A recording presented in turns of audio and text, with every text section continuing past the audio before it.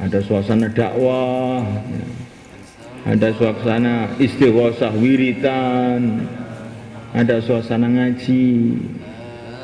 Maka di sini nih, wa amma bi ni'mati rabbika fahadits, ada hal-hal yang tidak kamu temukan di tempat lain. Ini saya bukan terus ngecap nomor satu, itu bukan. Ini kenyataan. Kamu putar di seluruh dunia, tidak ada madrasah orang kok ngapalkan hadis sampai 6.000 hadis. Ada yang 10.000 hadis, nggak ada. Ini saya ceritakan kepada ulama-ulama di India tuh heran. Sekarang ini orang ngapalkan 10.000 hadis. Iya ada itu. Di Temboro saya bilang itu. Masya Allah. Di India nggak ada itu kalau di madrasah. Orang India itu yang hafal hadis itu paling ulama-ulama sudah tua-tua, sudah mau mati itu. Tapi kalau di madrasah kok ngapalkan 10.000 hadis, tidak ada. Di India nggak ada.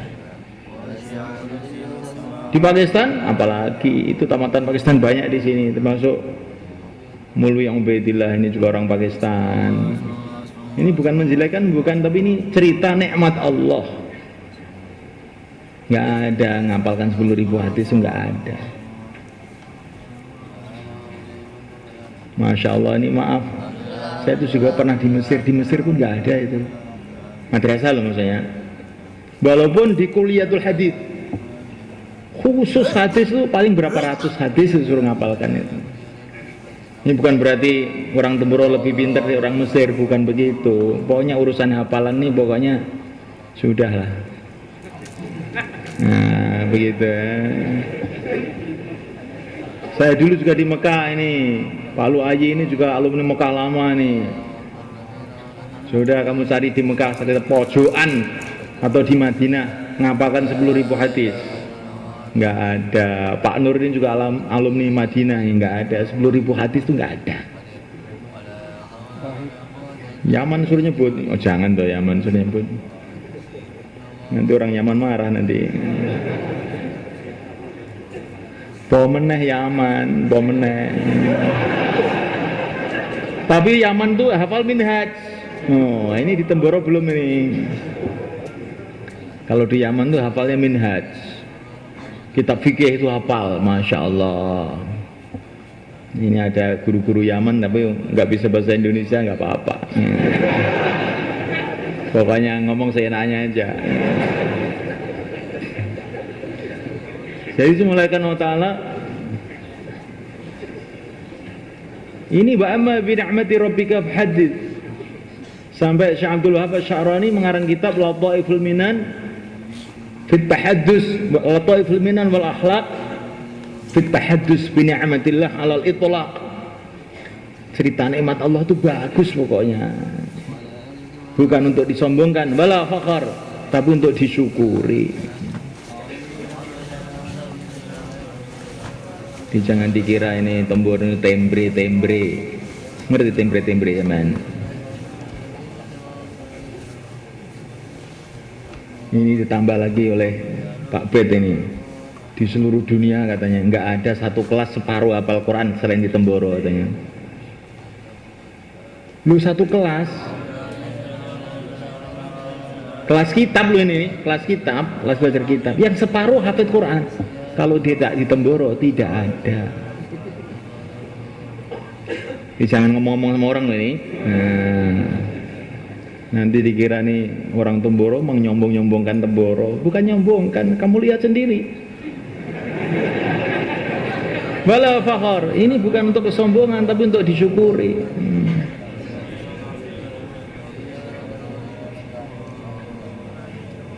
Sampai saya ini katanya orang tuanya Temboro itu saya kewalahan dengan santri itu.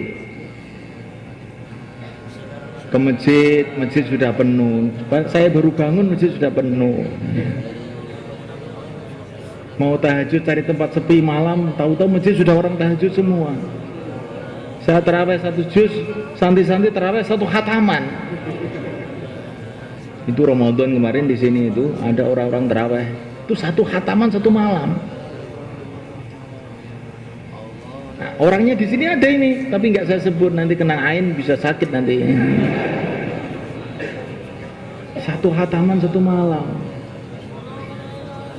Nah ini di dunia mana saja belum ditemukan. Maka perlu disyukuri. Nggak rugi lah pokoknya membiayai anaknya di Al-Fatah ini, insya Allah nggak rugi. Kalau ikhlas loh tapi syaratnya. Nah anak saya kok ketika pulang itu kok subuh kesiangan. Itu khusus anak bapak. Karena di sini sudah banyak tahajud, dia mau menyempurnakan tidurnya di rumah. Jangan disalahkan orang Teboro, itu salah dia sendiri. Ini orang tua kadang-kadang paunya itu jeleknya saja. Itu Ramadan dia sudah mujahadah bisa-bisan, sampai di rumah kesiangan sekali aja sudah di gimana kamu mondok? Saya nggak hafal Quran aja nggak pernah kesiangan. Emang kamu di malam tidur terus ya kesiangan. Nah, yang hafal Quran itu malam nggak tidur ya kesiangan nggak apa-apa tuh. Ini saya bela santri ini ya. Kadang-kadang perlu dibela sedikit santri itu biar nggak dimarahi terus ya. Jadi sunmaikan Allah SWT niat yang sungguh-sungguh, kemudian doa, kemudian anak itu ditaruh dalam suasana yang baik. Insya Allah itu secara ikhtiar, secara asbab, secara usaha, maka anak kita akan jadi orang baik. Kemudian satu lagi yang penting, bahwa orang itu nggak akan bisa bertahan dalam kebaikan kecuali kalau ada fikir perjuangan. Maka anak-anak ya santri-santri kita ajak keluar 40 hari, kita ajak keluar setahun yang sudah tamat. Dan yang keluar setahun tahun ini itu teman-temannya Mikdad itu setelah keluar setahun mereka akan masuk takhusus. Saya tanya kemarin itu, sudah keluar setahun, saya tanya umur kamu berapa? Umurnya baru 20. Oh kamu harus takhusus nih, fardu ain kamu takhusus. Sudah saya siapkan takhusus. Supaya di Indonesia ini ada orang yang paham fikih lagi. Bahkan ini alumni-alumni sini yang sudah di Rewin di Pakistan 2 tahun 3 tahun sampai ke sini saya suruh masuk takhusus lagi. Ya sudah ke Pakistan takhusus lagi ya nggak apa-apa. Di Pakistan belajar Urdu sama belajar semangat dakwah, ke sini belajar fikih sambil menghidupkan suasana dakwah di Indonesia. Itu kemarin ada namanya Izzuddin, ada namanya siapa Zainal,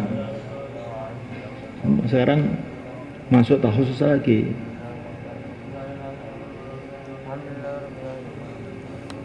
Jadi ini saya ceritakan mengenai ta'ala supaya wali murid semuanya tuh tahu, sehingga bisa kerjasama di dalam doa, kerjasama di dalam menjaga ini pesantren. Karena pesantren ini bukan milik saya, pesantren ini milik umat, bukan milik saya ini cuma nungguin saja. Milik umat, milik bapak-bapak juga.